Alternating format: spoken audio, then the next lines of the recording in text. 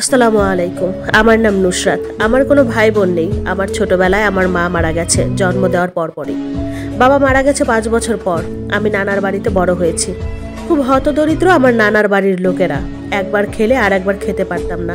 তারপরে অনেক কষ্টের পর সুখে দুঃখে মিলে বড় হই। পড়াশোনা বেশি একটা করতে পারি নাই, ক্লাস 8 পর্যন্ত পড়ছি। আমার বয়স যখন 15 বছর তখন বাইরে যাওয়ার সিদ্ধান্ত নেই। ভাবলাম সৌদি আরব যাব। তারপর আপু ওখানে যাওয়ার পরে আমি কোনো ভাষা জানি না, কোনো কিছু বলতে পারি না, তাদের কোনো কিছু বুঝতে পারি না। আমি দুটোনায় পড়ে যাই। অনেক কথা আপু বলার আছে, তার নাই বা বলি। তারপর আমাদের বাংলাদেশের একজনের সাথে আমার পরিচিত হয়। তার বাড়ি ফেনীতে। তার কাছে আমার দুঃখ বলছিলাম, ভাই আমি তো ভাষা বুঝি না, আমি এখন কি করব, আমাকে একটু হেল্প করেন। সে আমার চোখের কান্না দেখে তার হাতের ফোনটা দিয়ে দেয় আমাকে। এখান থেকে 1 মিনিট 2 মিনিট, 1 দিন 2 দিন কথা বলা হয় তার সাথে। আমি কিন্তু অবিবাহিত আপু। তারপরেও ওই ছেলের সাথে কথা বলতে বলতে এক ধরনের মায়া তৈরি হয়। আমি আসলে খুব বোকা ছিলাম। একদিন আমার বাসার মালিক বাসায় ছিল না। সে অনেক রিকোয়েস্ট করলো যে আমার বাসায় আসতে। আমিও তার কথা শুনে মায়া পড়ে যাই। তখন বললাম ঠিক আছে আসো। আসার পরে আমাদের মধ্যে সবকিছুই হয় আপু। আর এটাই ছিল আমার জীবনের সব থেকে বড় ভুল। তারপর 1 দিন 2 দিন 3 দিন কাটলো ভালোই। আবার হঠাৎ একদিন আমার বাসার মালিক চলে যায় অন্য জায়গায় বেড়াইতে। তখনও সে বলছিল আবার আসতে, আমিও তাকে সুযোগ করে দিলাম।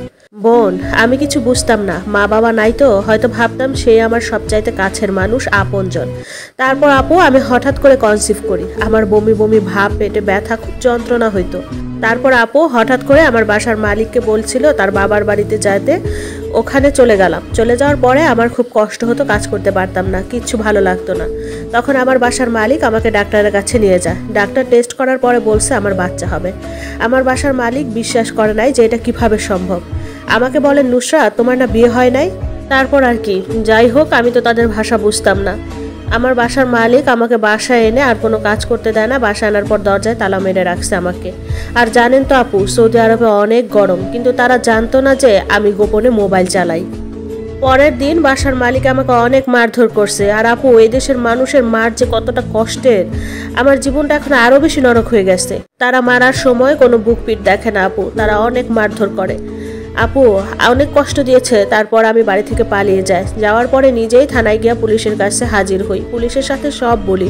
আমি মনে করছি পুলিশের কাছে সব বললে হয়তো বা কি সব কিছু সমাধান হবে, কিন্তু তারা আমাকে জেলে দিয়ে দেয়। তারপর আপু আমি অনেক দিন জেল খাটি সৌদি আরবে। জেল খাটতে খাটতে আমি একটা কন্যা সন্তানের মা হই। তারপর এক পুলিশের আমাকে দেখে মায়া লাগে। তার বাসা আমাকে নিয়ে যায় আমার বাচ্চা সহ।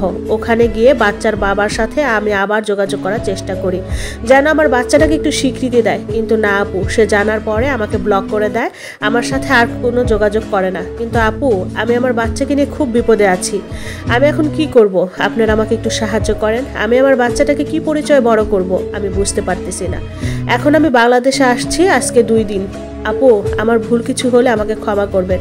এই স্টোরিটা এক আপু আমার ইনবক্সে পাঠিয়েছেন এবং আমাকে অনুরোধ করেছেন আমি যেন তার বাচ্চার বাবার পরিচয়টা সহ তুলে ধরি। তার বাচ্চার বাবার নাম মোহাম্মদ আজিম, আজিমের বাবার নাম মোহাম্মদ সিরাজ এবং আজিমের মায়ের নাম মোসাম্মদ সালেহা বেগম।